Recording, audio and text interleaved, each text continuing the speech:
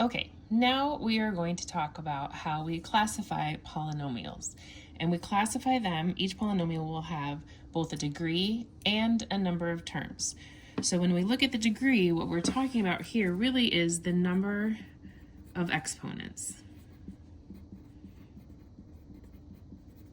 All right, so when we look at a degree that has 0 exponents, we are talking about a constant. It's just a number. If we have 1 exponent, then we are going to have a linear degree. If we have 2 exponents, we call that a quadratic. So that would be x squared. Would be an example of a quadratic. If they have to the 3rd power, it's cubic, and to the 4th power is quartic.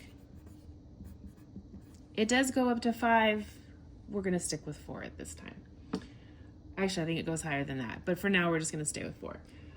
So when we have a number of terms, if we have a monomial, there's only 1 term in the polynomial. We call that a monomial. If there are 2 terms, we call that a binomial. Bi meaning twice, 2. If we have 3, it is a trinomial. And 4 or above, anything from that point, is a polynomial. So let's put that into practice. So in number 7, we have the number 6. There are no exponents within this, and it is just a constant. There's no variables that are connected, so this one would be a constant. And because there is 1 term, it is a monomial. So when we're naming these, they will have both a degree and the number of terms as we label these. Number 8, we have negative 2x. Well, we have 1 exponent, it's to the 1st degree. If it's not there, it's understood to be to the 1st degree. So this one is going to be linear, and there's only 1, again, 1 number of terms, so this is a monomial. Let's take a look at 10. So we have v squared, so if we look up, there's 2 in the exponent space. So this is going to be a quadratic, and I just double check that that's the highest level that we go. So this is going to be a quadratic. And the degree, we have 1, 2, 3 terms. So this is a quadratic trinomial.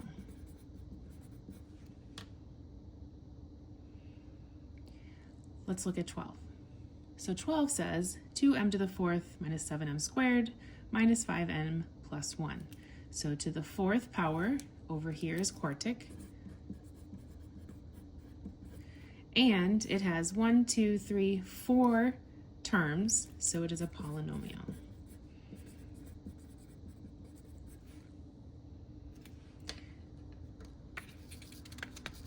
Let's flip this over. And you are going to now look at how we subtract and add polynomials together.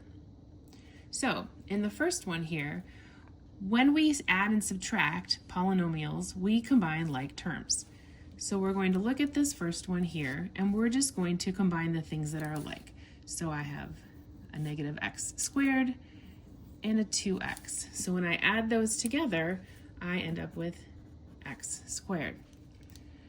Then I look for my x's. I have 11x and negative 5x. Make sure you include your signs with the constant and the variable, the coefficient and the variable, excuse me.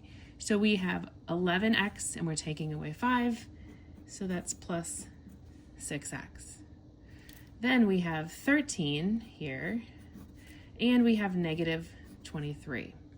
So when we subtract those, or we add those together, however you prefer to call it, we end up with negative 10.